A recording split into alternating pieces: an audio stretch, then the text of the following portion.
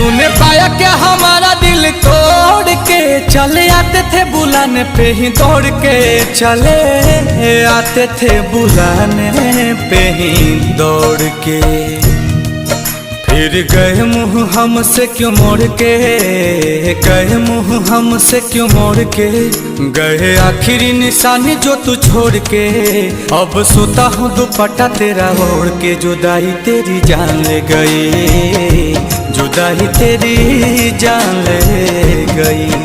तुझे देखता हूँ साथ किसी और के, देखता हूँ साथ किसी और के, याद आती है पुराने उस दौर के।